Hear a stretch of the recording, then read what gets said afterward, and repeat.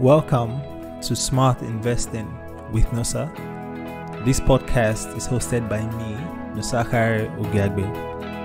And today's episode was pre-recorded about 2 weeks ago. So it's basically taking me about 2 weeks to get the time to upload this. And in this episode, I had a pretty insightful conversation with a friend and a former colleague. His name is Obumneme Okonkwo.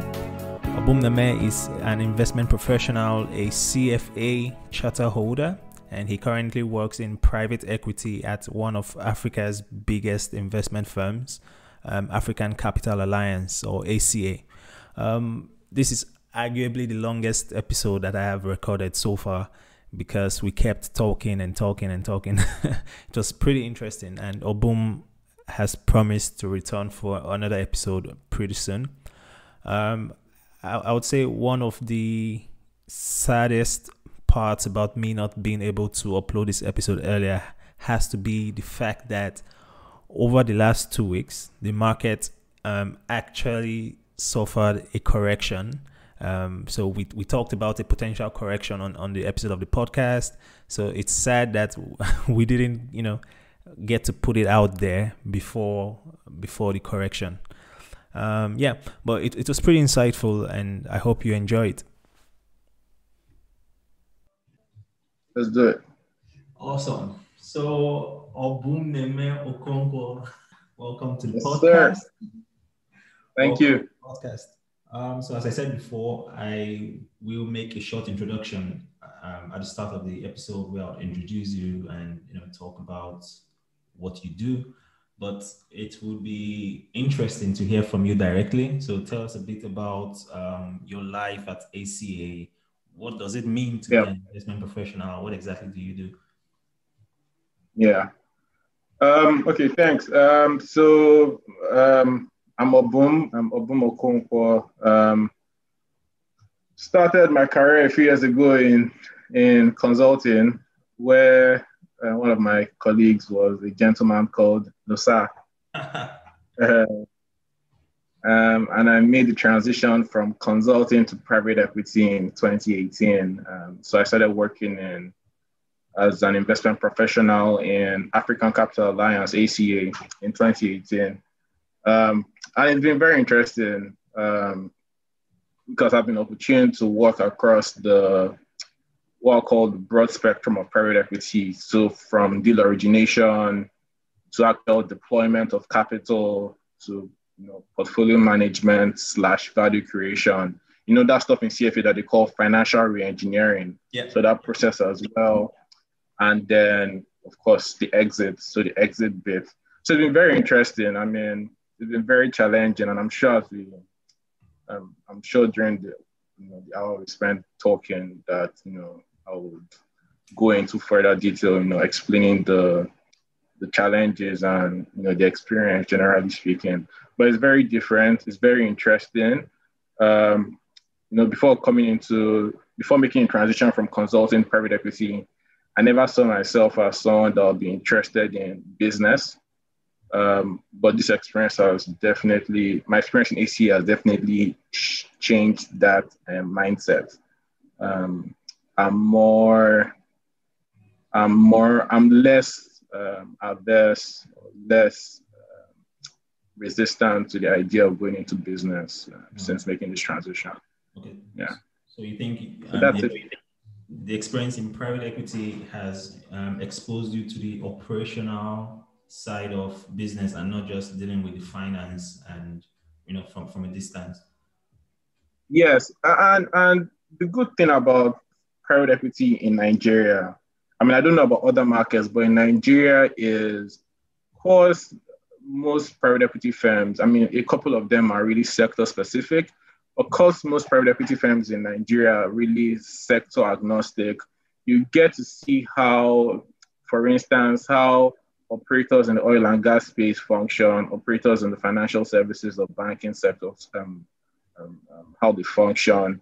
And I feel, combining those experiences or getting insight into how each of those sectors work really helps in will really help if you like want to go into business. Yeah. And the truth is, even in ACA here, I know a couple of my colleagues that worked here 10 years ago that have gone on to set up their own shop, and they've leveraged on those experiences, whether it's the network of people you meet in the oil and gas space, or just basically how they function or how they operate. Yeah. So in that regard, and the truth is even in other markets, right? So like when private equity first started in the 80s in America, for instance, a lot of people that have gone on to set up their own thing and make their own money, they leveraged on when the industry over there was really agnostic, where it wasn't really sector specific as it is now, where you have tech PE firms or financial services focused PE firms and stuff like that. And talking about leveraging relationships and knowing who to contact, who to talk to, that's a very, very key of a very underrated factor. So I was reading the story of Alakija. I think she's still Africa's wealthiest woman, right? Yeah. I was reading her story about how she never had any oil and gas experience. Like she had no technical experience in that space. She was into fashion designing. She did some administrative work, low-level administrative work. But she had some relationships that gave her access. Yeah. And without going into her own story, but you read of people that, okay, so for instance, I don't know if you follow like American politics and stuff.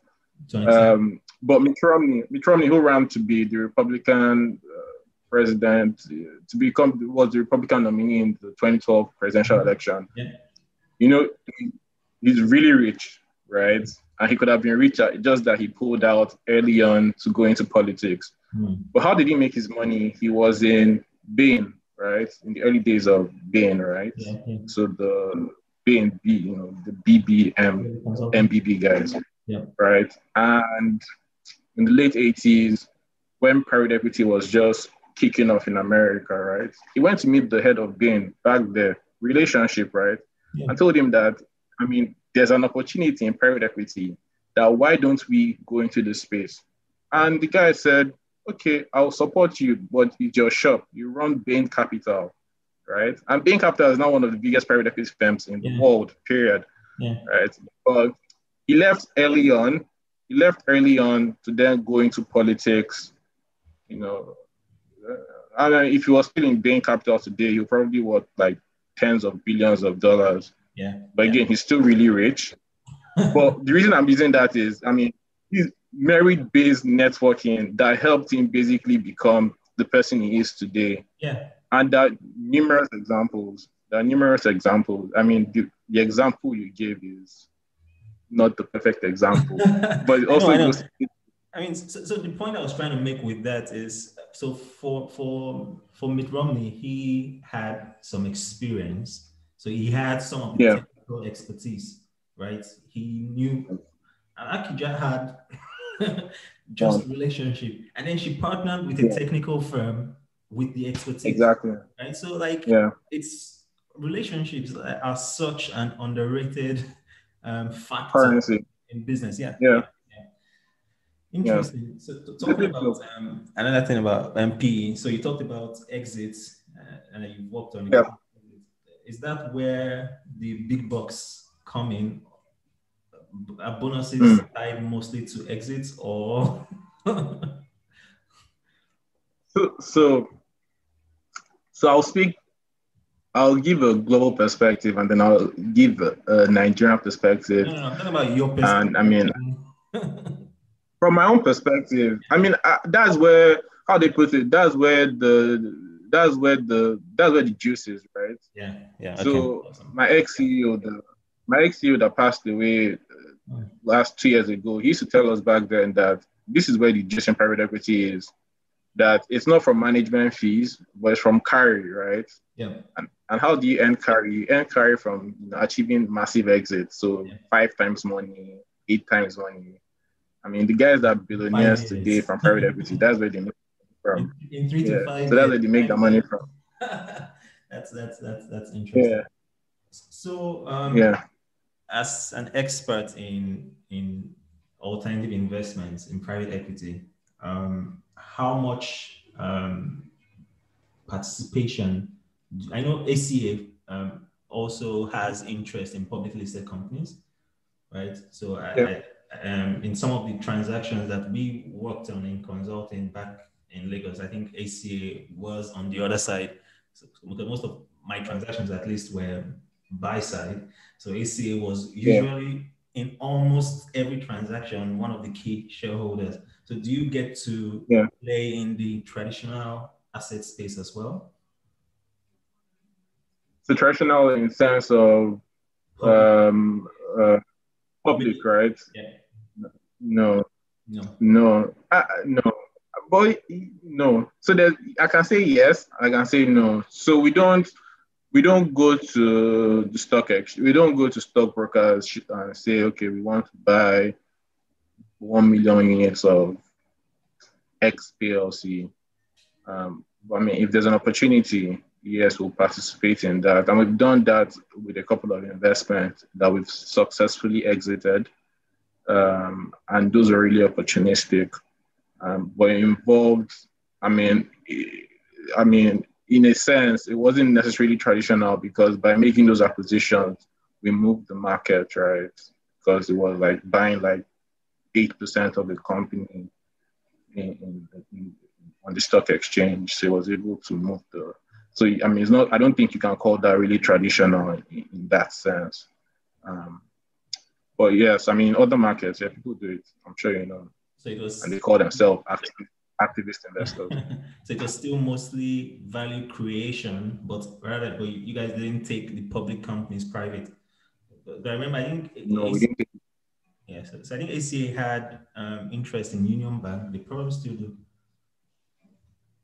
I'm Yeah, we not. still do Union Bank. Yeah, and that's public. So I'm wondering, like, so where does the private equity, it's private equity, it's one of the Hmm. major institutional investors and one of the biggest, I don't know, maybe one Hmm. of the biggest Yeah, publicly listed banks in the country. Okay, okay. yeah. So, sorry. Yeah. No, so what I would say for the union one is for the union, we didn't do it in a traditional sense, right? So there was an opportunity that we got into with union, right? But the company I was talking about, we actually just contacted the stockbroker and we did a block acquisition. So we Mm, bought like a sizable chunk.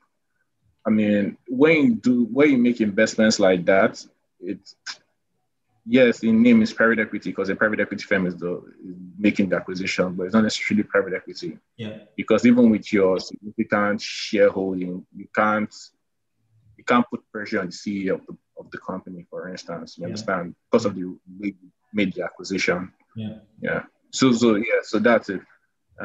Yeah. But again, if you buy, for instance, 10% of the bank in Nigeria, because of regulatory requirements, you can make a fuss, right, in that regard. And you can also make a fuss by like going to like AGMs and yeah, yeah, true. I don't know if you've heard stories of Nigerian AGMs where people throw chairs and the No, no, no, no. older shareholders, they form their cliques and put pressure on taking CEOs and directors. They're So you taking can go through that route as well they're and taking things it too like literal, right? that. Exactly. So so have you been, I mean, you must have, but you've been observing markets generally, right? Like Yeah, public equity space, traditional yeah, assets generally. And what's your view on the overall market? Because I've been singing since like 2018, 2017, markets are overvalued. There's going to be a crash, not just a small correction, but a crash soon. And since then, the yeah. S&P 500 has gained at least 50%, right? So, Hmm. so what's your view generally? So once in a while when I always text you to tackle you on some of your views, Yeah. and it's cause because of our background, two of us, we've been molded to view things from that traditional perspective, right? So either from like market fundamentals, or even using technical analysis where you're looking at support and resistance. So historically, I mean, the share price of this company has gotten to this level, and when it hits that level, it crashes, right? But I think from what we've seen, particularly with like technology and the fact that what you have is technically financial influencers, right? So people that tweet, and by them tweeting, they're basically ginning up share price. I feel most of those things that we learned, right, from a traditional sense, they're becoming less relevant, right? And I mean, you can talk of the meme stocks, but even going beyond the meme stocks, right? I mean, some of the things you're seeing today, you see that if you use your typical EV/EBITDA, if you want to make a valuation using EV/EBITDA, it just doesn't make sense because you're doing deals at 20 times, 30 times, 40 times EBITDA, and it's meaningless, right? Yeah. So I feel less traditional things around like strategy, right? Looking at the uniqueness of the source, and by uniqueness, I mean, you know who I'm talking of, obviously, when I say uniqueness, right? The only person that can say that the share price of my company is overvalued and Elon the company's Musk. share price is Elon Musk, the share price will still go up, right? Yeah. But I feel less quantitative things and more qualitative things will drive the markets going forward. And by qualitative things, I mean CEOs that have strategies that are just not obvious, right? And they put it out there. I even feel things like management change will start having an impact, right? Management change will start having an impact. I feel intergovernment relationships will start having an impact in the global markets, right? Not even in Nigeria now, but in the more global sense. And obviously, because of the contagion impact, whatever happens in global markets will always have an impact on the Nigerian market, right? I feel China will have a significant impact in the future of the global capital markets as well. And that's largely due to, first of all, the amount of excess capital they just have floating in China, because of technology, even because of, to an extent, misinformation, as well as even like the hold they have on countries, generally speaking. I mean, True. They've colonized a lot of countries as we speak, unofficially, not just in Africa, but in other jurisdictions as well. I think so. China has emerged to be a power, to like a force to reckon with, a global power, and the most powerful country in the world. I mean, so one thing I do, right, and I mean, when I'm at work, right, I mean, right from days now, when we're at EY, you're doing your work, but you're listening to stuff, right? Yeah. I've been listening to confirmation hearings for Joe Biden's nominees, right? And it's like literally the uncoolest thing ever. But during those hearings, 80% of the time, what the senators are asking the nominees are, so what is your strategy for China? What's your strategy for China? Whether it's from defense nominees, people from the defense nominees to head of treasury to the attorney general nominee to the health secretary, to things like that. I mean, it's just evident that even the Americans are scared of China, right? So it's clear that China is going to emerge in the next decade to be the most powerful country in the world. Yeah. They've made the adequate spending in technology, defense. Yes. They have excess capital. I mean, it's just that covered everywhere. Yeah, actually, that's true. They've made the investment and they've been doing it for quite some time. So it's gradually paying off. But taking back to traditional investment, so you say that most traditional asset valuation principles, most of the things that, as finance professionals, we have been programmed to think or to use matter in the future, and stuff like change in leadership, intergovernmental relationships will start to take more importance, right? I agree. to an extent. But when I look at a stock like Tesla, or when I look at the market generally, right?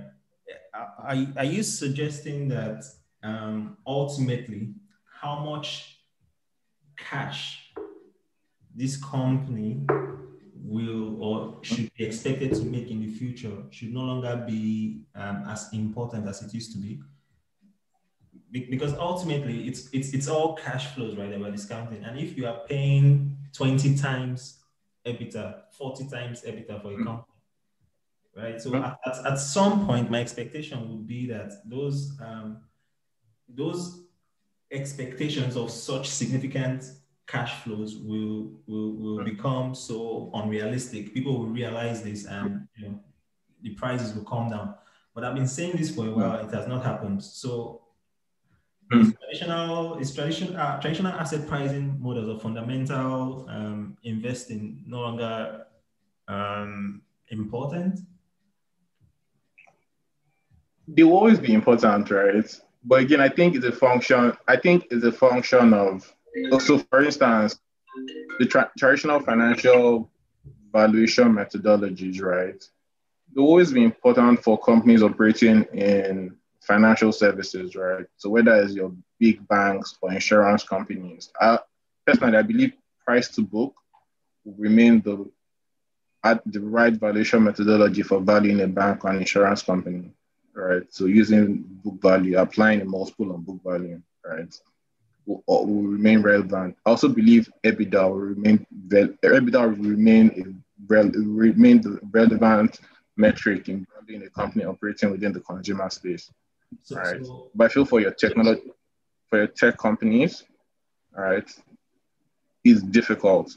And by it being difficult, I mean, deals are happening rapidly in the tech space, right? Even from private deals that are not announced, so even like public deals, so companies trading on the exchange, deals are happening in the tech space at a pace of, 10 times in comparison to other sectors, right?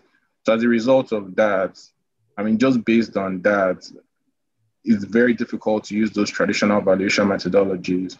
And I'll give you an example. We made an investment in a company, right, in ACA, a couple of years ago in the tech space. Solid company, phenomenal company. We did the deal based on EBITDA. If you ask me personally, I think we got a very good deal because since we did that deal, right, the market, in terms of EBITDA multiple, the multiple has almost tripled, right? So let's say the company hasn't grown, right? Just the company hasn't grown. Let's say the company hasn't grown, which it has, right? Right? Just applying the multiple on that entry EBITDA, right? The current multiple on that entry EBITDA, we basically tripled our value. Yeah. Right? So it's difficult. Yeah, but the EBITDA, so it's difficult. But the EBITDA you're using as a starting point, the new EBITDA, more or less an aggregate of what's obtainable in the market, right? And that market EBITDA is what I am saying appears to be significantly overvalued. Like it's crazy. So again, I know the way we're trained is overvalued, undervalued, and you have adequately valued, right, or rightly valued. The problem is, so Stripe, right, when they made the acquisition in Flutterwave, right? Yeah. I think they did the deal at, and I'm not very sure, but they did it at an outrageous multiple to revenue. Right. What I heard, I'm not sure, so I can't really say it here, but from what I heard, it's really outrageous, right? The multiple to revenue. First of all, I don't know anyone that will do a deal based on revenue. To do a deal based on revenue means that the company has negative EBITDA, right? So to us traditional guys, we'll say that, first of all, you're doing it on revenue, and then you're doing it you're doing the deal at an outrageous multiple.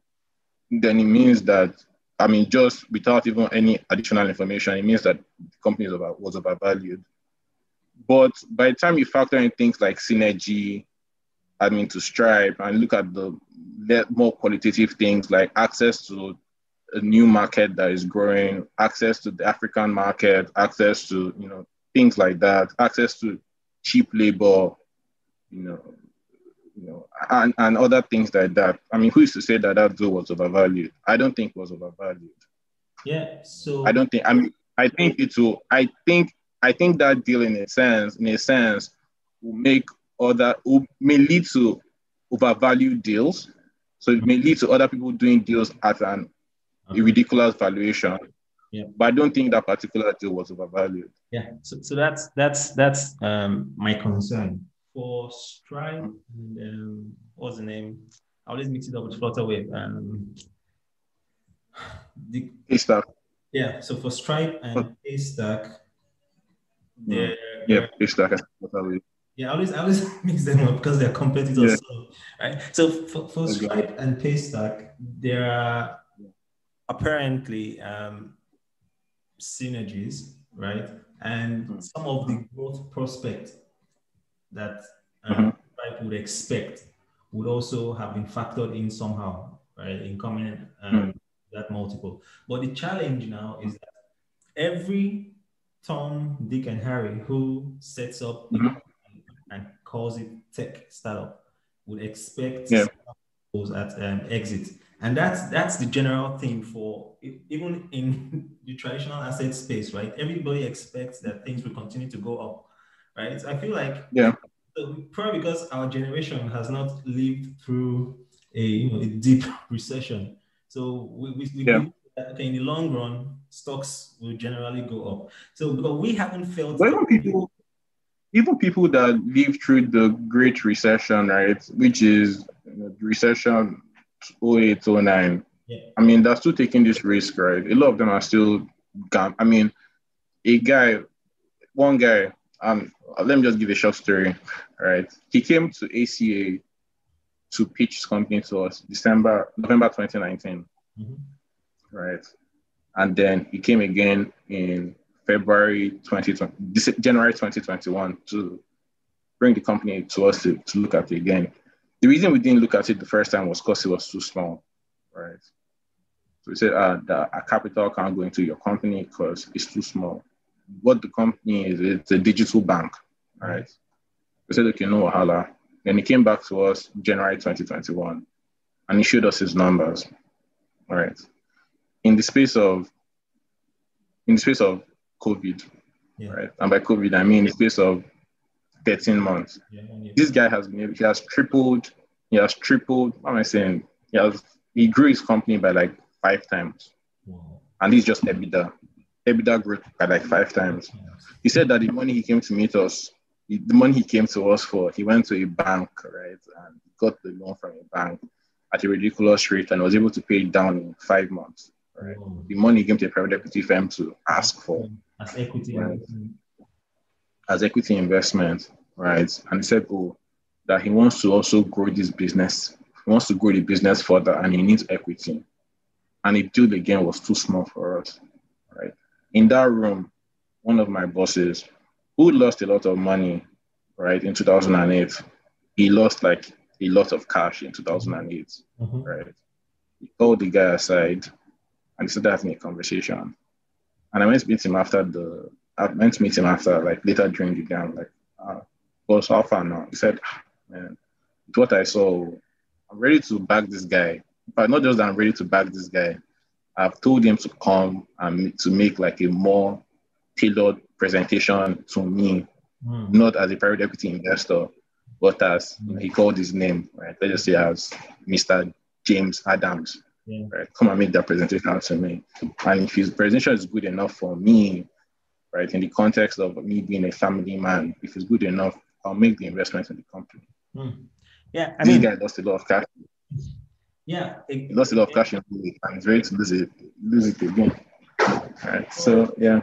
In this regard, I would say it's because of what he has seen. Right. So this particular startup is solving problems that had been for a long time unsolved, right? I have a similar example. So Light Peak, right? The investment club. Yeah. So I Yeah. did a deal with them in one of these trading apps, right? One of these online trading platforms that let Nigerians buy stock and invest abroad. And Mhm. particular one started in I think 2020. They got out of Y Combinator around sometime in 2020 or later in 19. And like the numbers that I saw that we saw in the last quarter report, they were outrageous, right? Outrageously good. And so for startups that are using technology, they have a good chance to scale, right? They have a good Yeah. chance. The market is, untapped, and that's okay. Yeah. I'm looking at markets generally. A company like GameStop, right? So that company has no business trading at 40 euros, $40. Today it's trading at almost 120, right?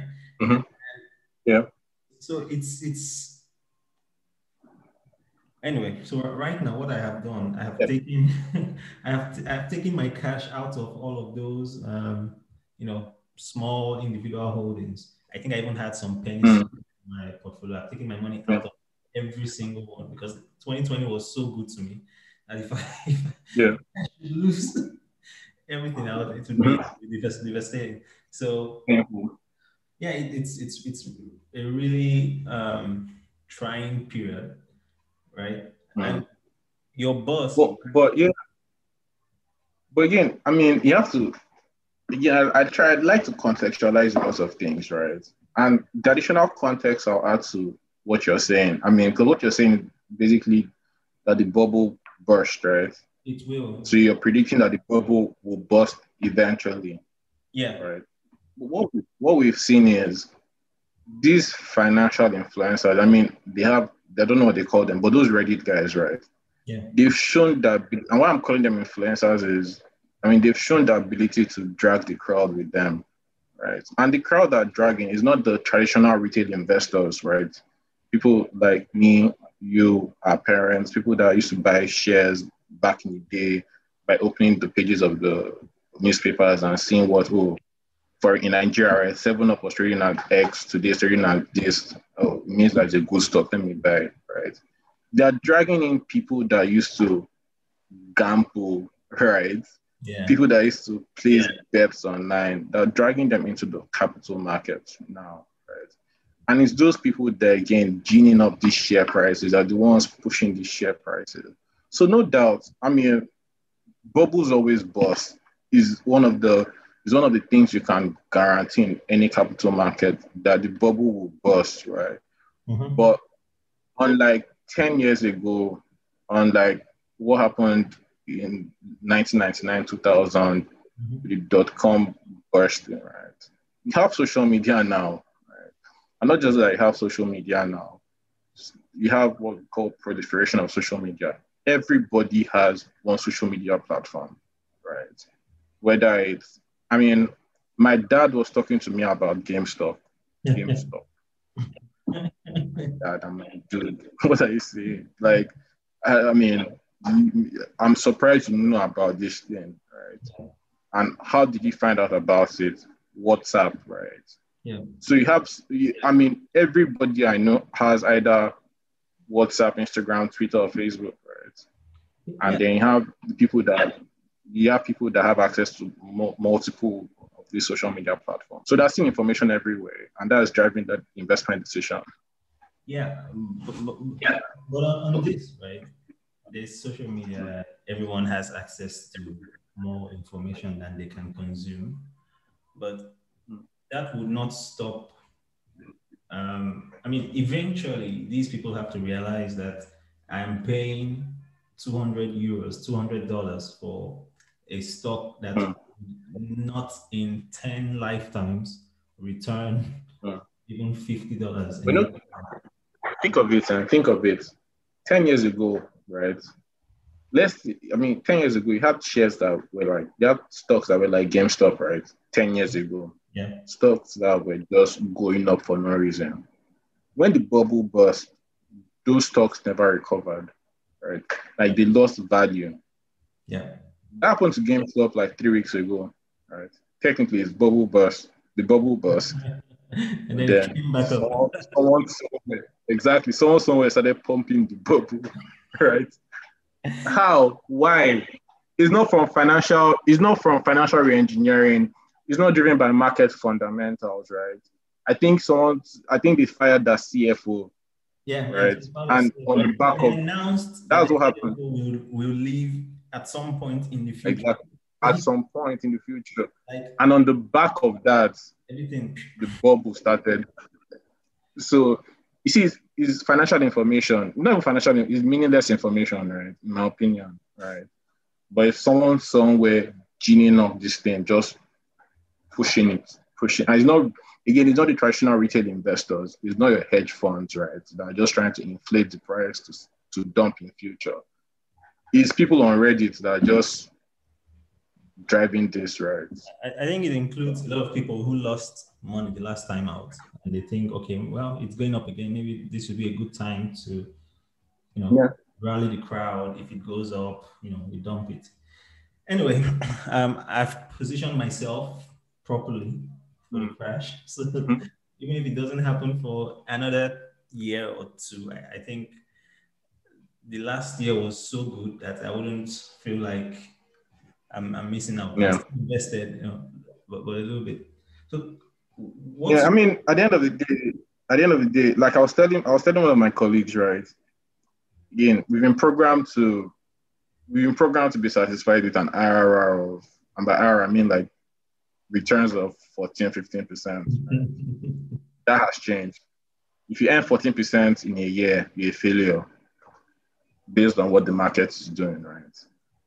So, I mean, if you set that target return for yourself, once you hit it, I mean, it's time for you to just cash out and look at other people without and live with your decision. No seller's remorse, no, just live with your decision. And yeah, that's where you are now.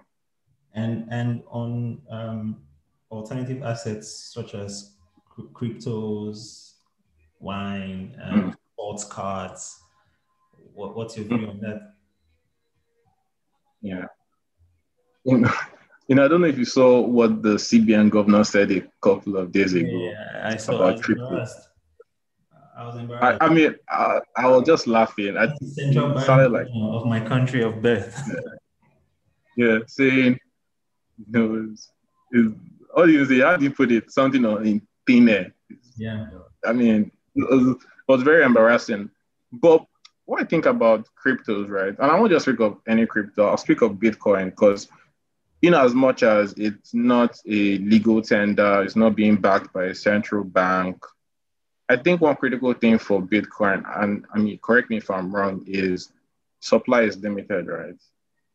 There's Yes. limited supply Yes, for limited. Bitcoin, not for the other funny ones like Yeah. Dogecoin or whatever, Yeah. right? So that in itself makes it a financial asset, right? I mean, they call it cryptocurrency, and I'm guessing the reason why they call it cryptocurrency is because of the whole blockchain thing involved in it. Yeah. But the fact that it's limited in stock, I mean, it's limited in supply, I believe that's what makes it a financial asset, right? And and ultimately, it's up to you to determine. And I mean, for any financial asset, I mean, price is determined by demand, right? It's determined by demand, right? Well, on the More one so hand, than, I mean, because supply is limited, right? So price is determined by demand, right? So if on the there's high one hand, demand for this, yeah. So on the one hand, yes, price is determined by demand, but demand itself is determined by mm-hmm. utility and the expectation of future benefits, right, from holding the asset, Mm-hmm. right? So Yeah, for Bitcoin, the utility is that mm-hmm. you can have highly confidential transactions, non-traceable. There's a lot of security. Little to like transaction charges and costs are very little, bare minimum, right? Yeah. So it's more like me exchanging the euro for naira or for USD, right? Mm-hmm. But I'm not expecting But any. people are now using it for conventional things, right? People are using it for conventional acquisitions, right? But the So whole I mean, before it was being used in the dark net, right? yeah, So I want to buy something illegal, you buy it with Bitcoin, so that way it's not traceable. I mean, but now we can use it to make like proper acquisitions. Yeah. I think one consulting firm in Europe now accepts that as payments from its clients, customers, right? Yeah. So So the utility is still in the what the applicability as a legal tender, right? So you can buy and pay for stuff with it, and hopefully in the future it will be more acceptable. So it's just like me telling you I have 100 euros with me, and that by this time next Friday, this single unit of 100 euros could be worth 150 euros. Or let's say my 100 euros is worth $120 today. I said, okay, by this time next Friday, this single unit of 100 euros will be worth $180 without, so it's. no, but that hasn't been what I mean, like you said, right? Demand is driven by utility, right? I believe the increased acceptability of Bitcoin has played a critical role in it, has played a critical role in demand increasing and pricing itself increasing. Speculation has also played a role in that, and just general madness that's happened in the global capital markets in the last 12 months has also played that role in the price of Bitcoin increasing rapidly. But I believe at the core of it, okay, not at the core of it, but a secondary reason why it has really gone up, right, is because of that acceptability, right, which in itself has then transformed into the utility, right? I believe acceptability has played a critical role in the price of Bitcoin going up. But the way I look at Bitcoin, I look at it as a financial asset, not even as a currency, right? As a financial asset. And the value, I feel the value you place on it, right, ultimately determines how much you should pay for it, right? That's the way I look at Bitcoin. I wish I have the money to buy Bitcoin. I will buy it, right? And again, that's because of the value in which I place in it. Okay. I believe it's going to go. I believe there are people that are holding it, that will not holding it now, but then near future will try and hold it, right? And by them holding it, you know what that happening to demand, right? Demand increase, right? They're going to buy simply off the expectation that in the future someone else will be rich enough or smart enough or dumb enough to pay more for it due to scarcity. The thing is, I mean, in advanced countries, people that did in this market, they've gotten richer. I mean, in a way, you've implied it in this conversation, right? Yeah. Where you said a lot of people that operate in this market, they've gotten richer in the last 15 months. Yeah. Right. So, and from the way the market is looking, those people are just going to get richer. In fact, I feel that the bubble will burst, right? That the bubble will burst and then there'll be a sustained crash. And I feel the only thing I feel it's coming. I don't know when it's coming, but I don't feel it's going to happen because of the typical things that we expect to cause it. I feel what will lead to that is overregulation, right? I feel regulators who want to get involved, and as a result of that, the bubble will burst, and a lot of people will get scared and not want to invest down. That's what I feel. So I agree that the bubble will burst, and not just for cryptos, for most everything. Yeah, so for most traditional assets. And I'm not sure what that catalyst will be yet, but I don't know. Think of it this way, right? Think of it this way. Let's look at the global market, right? In Canada, since the pandemic started last March, right? They've been paying their citizens and people that live there 2,000 Canadian dollars, right? Initially, that was going towards paying for buying essential goods, right? Yeah.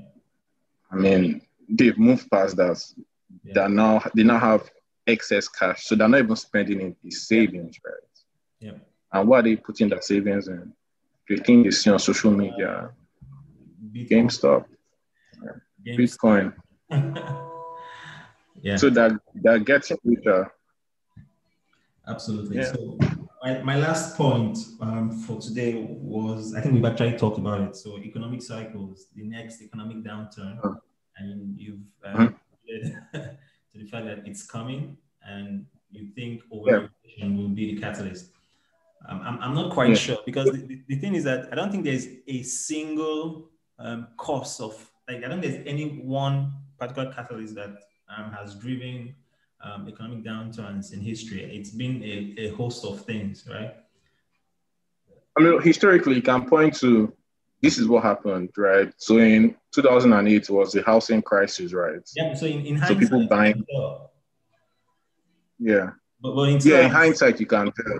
yeah, but in 2006, there would have been no way to tell that, okay, this housing, except for the what's that guy's name? Michael something, right? The Yeah, big shot guy. yeah, big short guy. Except for guys like that Mm. who made bank Yeah, out of it. yeah, It's interesting. I wish I could actually yeah. But why? Yeah, but why I feel regulation is going to play a role is because we, again, people that have that traditional background that have lost money from taking doing what short position. doing what exactly taking short positions, right? Which Yeah, is, I mean, you're we'll get. totally. I want us to speak on that, by the way. Short, right? The Okay. concept of short, right? Shorting securities, right?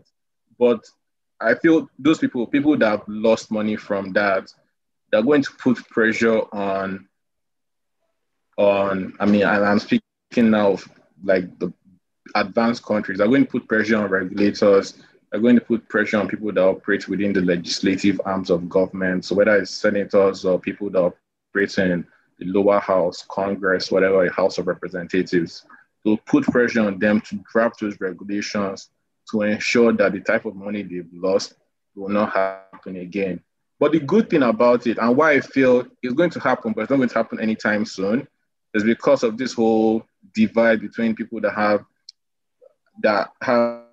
believe in the right ideology and left ideology. I mean, there's so much divisiveness in advanced countries that I feel coming to that unified point to agree on putting the right regulation to ensure things like this don't happen anytime soon. Right. Well, exactly. If they can get over that divisiveness, right, I feel they'll put in the regulation that'll lead to, that may lead to the bubble bursting. Yeah. Okay. Okay. So before we go, let's quickly talk about shorting. And Yeah. yeah, so what's, I know you have a strong view Yeah. against against short in general. Yeah. I feel it's wrong. Point blank. It's wrong. And Elon Musk described it the best way. And I like the fact that as an individual, he's been the biggest opposition to the whole concept of shorting securities. And by opposition, not just from what he says, but the fact that he has made a lot of people that short securities, he has made them lose like a boatload of cash. That when they see Tesla, They run they away. they run away. In fact, they rather buy Dude, than borrow, buy, and okay. sell. Like they don't want to mess with him. I It just almost, doesn't. I What? almost shot Tesla You in almost June last year. Almost. you But almost shot the Tesla. I tell you, but the platform that I use does not allow Mm, people short American stocks, right? yeah. Or Mhm. certain risk class. So that's the only reason I Yeah. couldn't short Tesla. And now I'm thanking my stars, like, okay. However, I still know that it's overvalued, but for some reason, because of the madness in the market, it has continued to defy odds, and it's The continued. guy has I mean, I remember when we were still in EY. I mean, that was the first time this guy actually like came. I started paying attention to him. Obviously, I knew about Tesla and all the things he was doing, right? SpaceX and everything, and I think PayPal as well. I mean, I knew of him from all those things, but he tweeted that he's going to make sure that these people that short his securities that are going to pay for it. At the time, he was the most shorted. He had the most shorted. Tesla was the most shorted security in the world. Like people were betting their house that this guy is just going to lose your money, right? He's going to lose the money he's raising in the capital market, and by him losing this money, he himself, by him losing the money, we are going to make money. Yeah, but you know what happens even in traditional asset management, right? So when an asset manager, you know, produces fantastic results, it leads the market sense of security. Like, yeah, this guy is a star manager, and everybody, throws their money at him. Invest, take my money, take my money, and then you find that 10 years down the line, he will be unable to repeat that same level of result. There's a chance that, of course, Tesla has achieved. Again, look at Tesla, right? Tesla is a manufacturing company, yes, right? But at the same time, people also call it a tech company, right? Yes. But let's look at it from a manufacturing perspective. The company creates solid products, right? Its cars are solid. Yeah, but right? I know. But the thing is, even assuming Porsche, Daimler, everybody in Tesla's category, right? Assuming these guys will be unable to ever produce cars to match Tesla, right? Mm-hmm.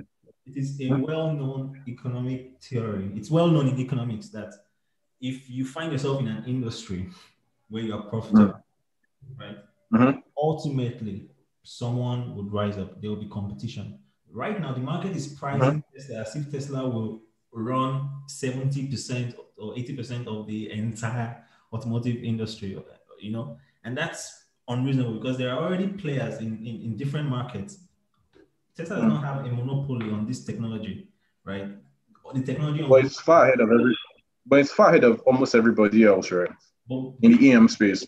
Yes, but I mean, in mainstream, yes, there's news out of China that there are cars now that you have a Tesla but for cheaper, right? So yeah, and that will happen, right? But I'm just saying, for instance, for a typical, let's call any company, Toyota, right? For Toyota to make the necessary investments to become an EM manufacturer, right? It's not going to happen anytime soon, right? I mean, it requires a lot of capital for them to make that investment. Many of these guys, and I don't know it. Many of these guys have committed the capital already. But they're committing it for the next 10 years, right? Some of them are saying we'll convert all our cars from relying on typical renewable energy to, they'll say 5, 10, 15. This company Tesla made that commitment 7 years ago, right? So where those companies will be in 10 years, Tesla is there today, right? And then look at the market, right? Look at America, for instance, where this guy said that he wants to create a plan that by 2050 that all cars are operating with not renewable fuels anymore, but like batteries and stuff like that. Yeah. That's going to benefit one company, right? Tesla, right? Yeah. So, I mean, I agree with you. Competition is coming, and that competition will come, but competition is not coming in a meaningful way in the next 10, 15 years, right? China will always be China. China will always be China, right? But, don't forget, China, that market is servicing 1.2 billion people. So before they even become a global competition for Tesla, they first have to cover that market before they then come into like the mainstream markets, right? So that's a good point. But generally speaking, on shorting securities, right? On shorting securities, where I stand is I can't come and borrow your house and sell it because I believe the value of your house will go down. It just feels wrong. And that's where I stand. I mean, ethically, I mean, we know, I mean, us in CFA, we know about what they said about all the unethical things, quote unquote, about shorting. And I believe a lot of them. But Yeah, so I agree. yeah. Obviously unethical, and the advantages that shorting securities brings to the market, I don't think they outweigh the harm that they cause. However, Yeah. so it's strictly ethical. However, you cannot deny the advantage that they bring as well. But think of it, how will you feel? And I mean, I guess this is just speaking up with emotions, right? But how will you feel if, as an entrepreneur that's created a company, you hear that people outside are betting that you will fail? That's what shorting is. They are betting that you will fail, or they're Based, betting that your strategy will not pan out. I mean, based on it's some almost like a information, slap based of on some some information information. that they've seen or that based on something that they've assessed about your company.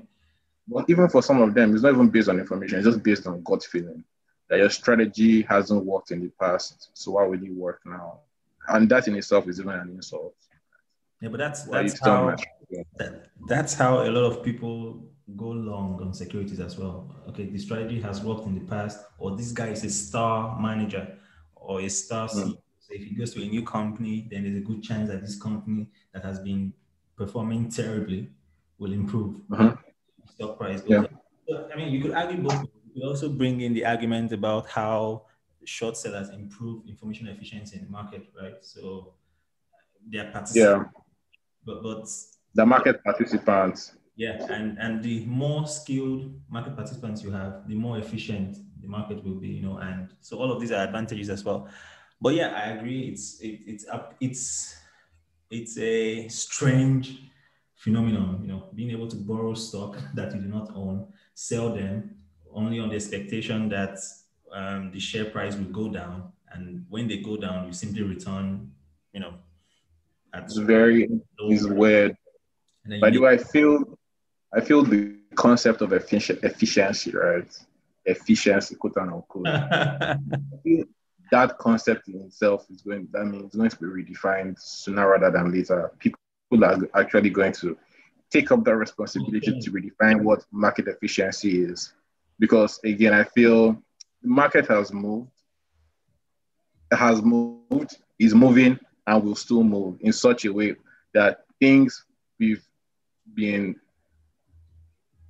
made to believe traditionally will become less relevant than they were when we learned them 5, 6 years ago, 7 years ago. Yeah, I mean, on that note, like I'll just make this my final point. I actually agree with you because this run that we have been on, this run that we're on currently has been Mm. on for years and years and years. Like the market, in my opinion, has been overvalued since 2017, 18, right? Mm.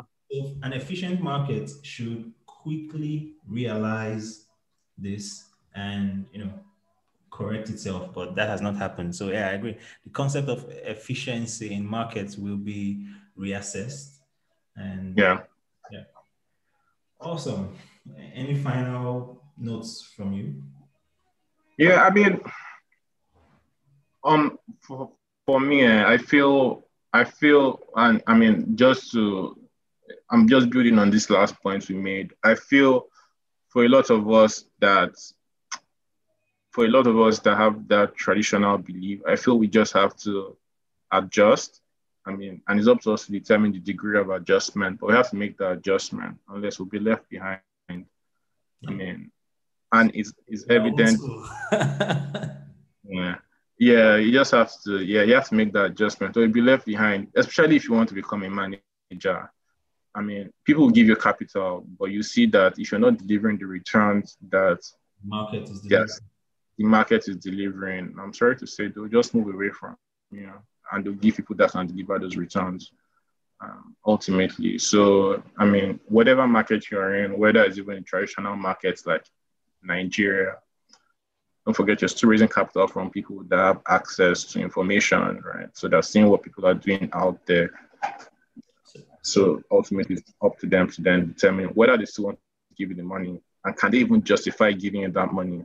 Did you then invest in positions that you know do not make sense fundamentally, simply because right now this is where the market is headed? Again, it still boils down to what is determining also who and what determines what makes sense.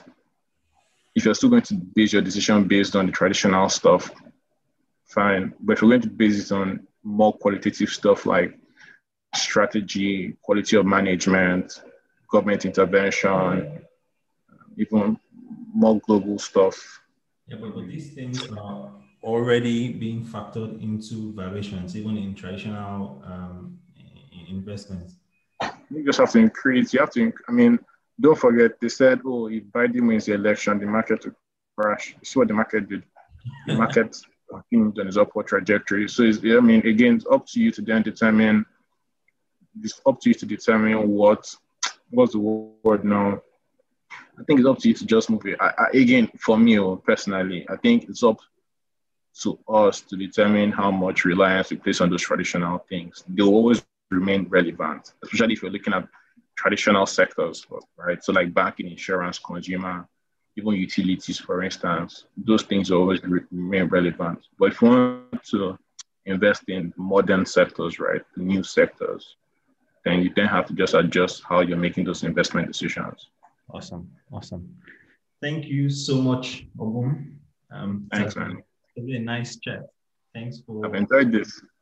Yeah, I'm sure we can do this again soon. Yeah, definitely. I'm down for that. That's if I can manage to catch you from your, big boy, big man, investment professional. Yeah, I'm done. I wish you actually spoke on the Nigerian market because it's crazy out here. But, we come back on the we can actually talk again, and maybe this time focus on the Nigerian market and from start to finish.